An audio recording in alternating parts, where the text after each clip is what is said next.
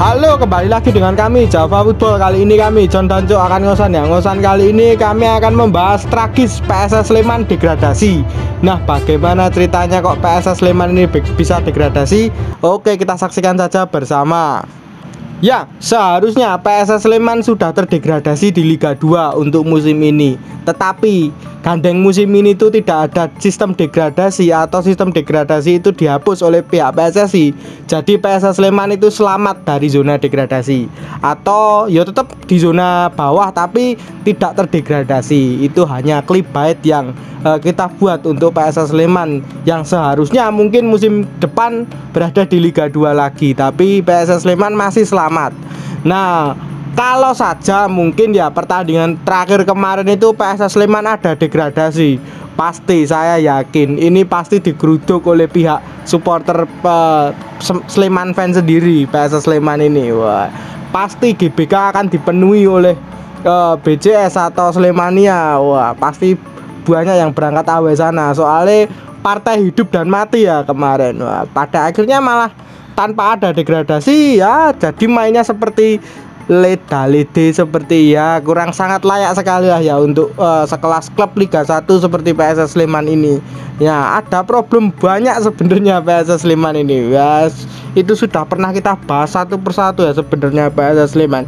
Kalau dari saya mungkin lebih ke pelatih dan pemain, tapi ada juga yang nyerang dari manajemen dan lain-lainnya. Ya sah-sah aja sih sebenarnya kalau menurut pendapat saya. Tapi kan kita juga berpendapat serta merta melihat di atas lapangannya saja seperti apa gitu. Nah, seharusnya PSS Sleman kan ini kan peringkatnya tergolong wah kacau lah ya ini PSS Sleman ini sebenarnya peringkat 16. Wah, ya, peringkat 16 ini wah parah ini, mungkin terparah ini selama PSS Sleman di Liga 1 ini. Ya apa ya, apa karena sejak awal itu nyepeleknya dulu atau gimana, saya juga kurang tahu PSS Sleman ini gimana ini. Saya harap sih musim depan jadi, terkait jor-jorannya PSS Sleman ini akan seperti apa itu jadi gitu. Jadi nggak ngasal-ngasalan gitu.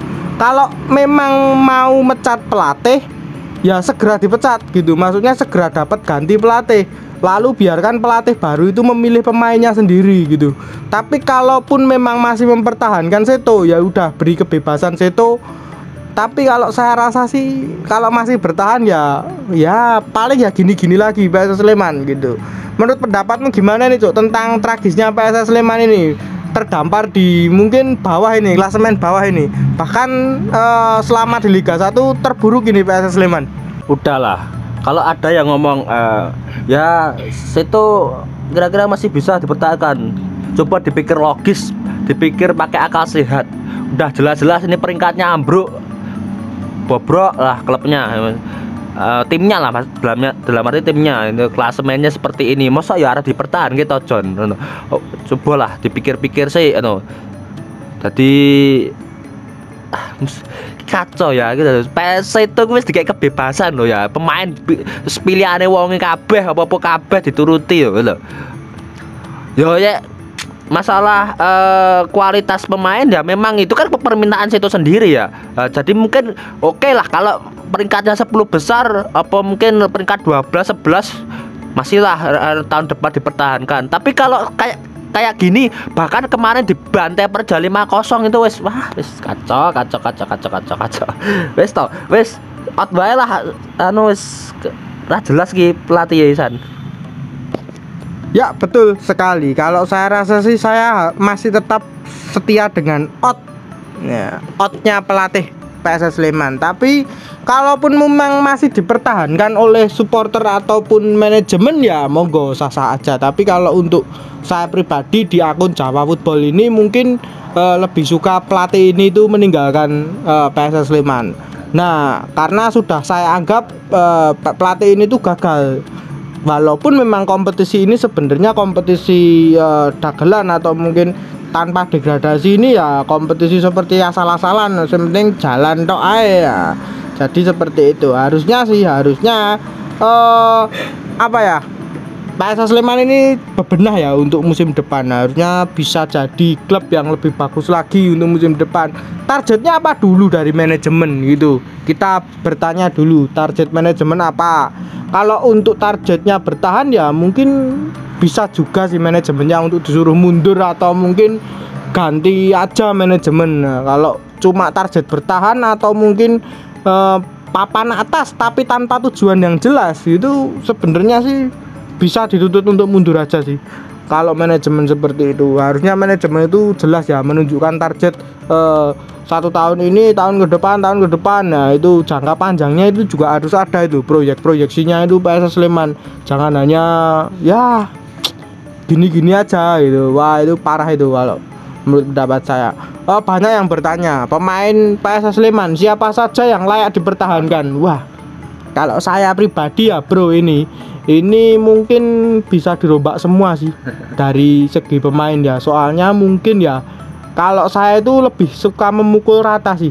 Memukul rata dalam arti memang apa ya, yang musim ini gagal ya dianggap semuanya itu gagal itu. Maksudnya semuanya juga kena imbas, semuanya juga kena kegagalan ya. Walaupun mungkin datangnya nanti kalau pelatih baru salah satu pemain atau 2 pemain masih digunakan itu sah-sah aja, itu hak pelatih ya. Tapi kalau untuk saya pribadi saya anggap pemain ini sudah gagal sih. Jadi ekspektasi dari kami sendiri untuk PSS Sleman juga tinggi sih. Nggak main-main, seharusnya tim ini juga bisa dibawa ke ranah Asia gitu. Maunya nggak main-main lagi. Jadi bisa bersaing dengan tim-tim besar lainnya seperti Persija, PSM Makassar, lalu ada Persib Bandung. Kalau saran saya kalau mau mengambil pelatih itu jangan dari pelatih dari bekas liga lokal ini seperti ini ya, cuma saran Robert, lalu ada Simon, nah ya Jackson dan lain-lain. Kalau saya pribadi saya kurang suka dengan pelatih-pelatih tersebut. Jadi kalau dari pihak manajemen mau mengambil itu sebenarnya dipikir ulang lagi saja. Kalau apa ya, rumor-rumor yang beredar kan Robert. Wah, kalau Robert kurang sih kalau menurut saya. Nah, kalau bekas pelatih Bayangkara FC yang dulu itu Paul Munster, lah itu saya masih setuju aja sih. Beberapa mungkin masih oke, tapi kalau lainnya itu mungkin masih dipikir-pikir ulang lagi aja. Menurut pendapatmu Cuk, pelatih siapa ini yang cocok ini? Ini saranmu aja. Sebutkan aja pelatihnya siapa itu, nggak apa-apa. Kalau cocok siapa ngerti. Kalau rekomendasi saya kan nanti tergantung budget manajemen John. Nah, kalau saya ngomong di sini tapi manajemen targetnya ya gur ya bertahan ya peringkat 10. Ya wes atau Raisa komen karena memang ekspektasi kita kan besar ya sama PSS Sleman ya dari segi potensi dan lain-lain ya. Jadi memang kalau tahun depan itu bukan kita lihat saja lah tahun depan itu bagaimana. Nanti apapun hasilnya misalkan ya dari manajemen itu rekrut pelatih yang ada di liga lokal, mungkin sering melatih klub lokal, terus dan pemainnya kayak gitu. Nanti tahu John, lihat aja tahun depan kita nyalakan manajemen. Udahlah kita memang layak sih manajemen disalahkan karena memang tidak punya target yang tinggi, tidak punya plan yang tinggi gitu. Karena memang PSS Sleman ini tidak layak untuk target yang rendah-rendah karena memang PSS Sleman sudah berada di Liga 1 dari tahun 2019. Kecuali memang baru tahun kemarin di Liga 1 atau mungkin saat ini baru di Liga 1. Nah, itu udah bertahun-tahun ya, mungkin dari 2019 masa targetnya kok ngono, jika pelatih ya kok ngono, terus kapusan brosur, terus sasa itu manut agen dan lain-lain. Wah, janganlah itu. Kita lihat aja nanti statement dari CEO atau mungkin ownernya dari PSS Sleman targetnya apa. Kan dari target itu bisa direalisasikan lewat praktek-prakteknya ya. Mungkin kalau nanti targetnya 5 besar bisa merekrut pelatih yang klub-klub dari ex pelatih dari Eropa atau klub Eropa atau klub Asia yang berkuatan seperti Jepang, Korea dan lain-lain. Terus nanti pemainnya juga bagus. Itu kalau memang mau target papan atas. Tapi kalau target papan tengah atau mungkin ya penting degradasi ya paling ya juga kui wae John. Wis to, sesuk tak salahin manajemen. Ya, betul. Kalau saya sih setuju dengan itu ya. Dengan adanya pelatih top, pasti klubnya juga akan bagus. Kita nggak terus kok pelatih top opo terus peringkat atas ya, ora mesti ngono ya. Memang tidak sepenuhnya seperti itu. Tapi kita melihat saat ini peringkat 1 2 3 itu pelatihnya top semua.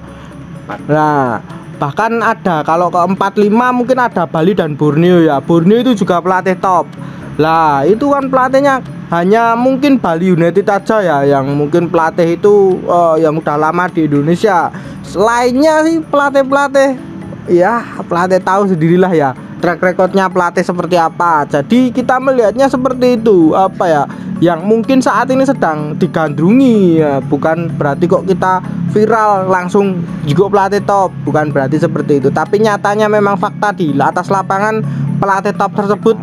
Nah, di atas lapangan oke ya. Tahu sendirilah waktu lawan Persija kemarin. Persija bahkan wah ngau-ngau main nih, seperti itu. Jadi seperti PSS itu seperti badak Lampung aja, atau mungkin klub-klub bukan PSS Sleman ini ya, klub-klub Proco ini ya.